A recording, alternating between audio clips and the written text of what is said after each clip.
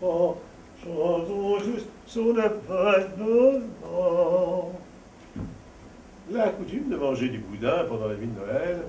Pourquoi avoir choisi de raconter 15 histoires d'Alphonse Allais?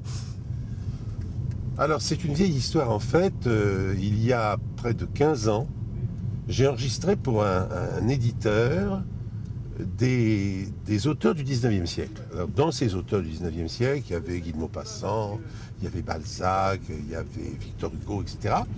Et Alphonse Allais. Et j'avais enregistré à l'époque donc les histoires à se tordre d'Alphonse Allais. Et déjà ça m'avait beaucoup amusé et ça m'avait bien plu de raconter ces histoires qui finalement sont assez inconnues parce qu'Alphonse Allais est un personnage dont on connaît essentiellement les citations à l'emporte-pièce, mais pas les œuvres vraiment. Parce que, ah oui, vous êtes à l'extérieur. Ben oui, excuse-moi, il a quand même... Non, non, c'est pas ça. C'est le transport de ce truc-là. Je me demandais s'il ne pouvait pas le faire au moment, plus tôt, si tu veux, pas à ce moment-là. Et ça, tu peux pas le prendre en sortant, ce truc-là? Pardon? Le micro que tu as laissé là. Et c'est votre fille qui vous met en scène? C'est ça? C'est Pierre Braquet qui me met en scène. Il se trouve qu'elle est également ma fille. Est-ce que c'est facile justement d'être mise en scène par sa fille? C'est plus facile que ça soit un autre? Je ne peux pas. C'est ni plus facile ni moins facile. C'est pareil.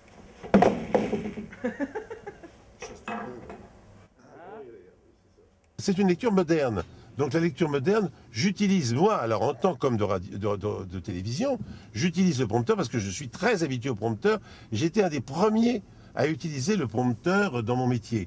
À l'époque, ça se faisait très peu et j'ai été le premier à m'initier à cette technique. C'est bien que j'ai une très grande facilité avec le prompteur que d'autres n'ont pas.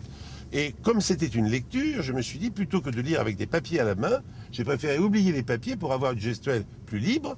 Et donc, je lis avec le prompteur, mais je ne le cache pas, bien entendu.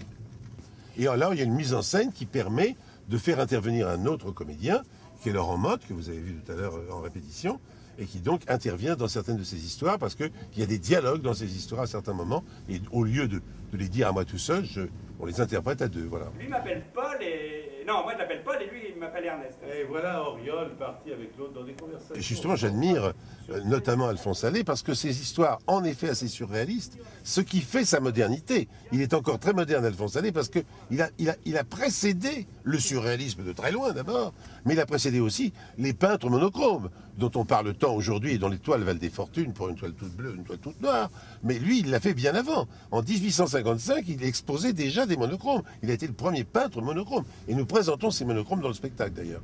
Parce que pour bien faire voir que ça n'est pas une idée nouvelle et que si certains aujourd'hui gagnent des fortunes avec ça, lui il avait fait ça pour s'amuser bien entendu parce qu'il ne pensait pas qu'on pourrait un jour prendre au sérieux des peintures monochromes.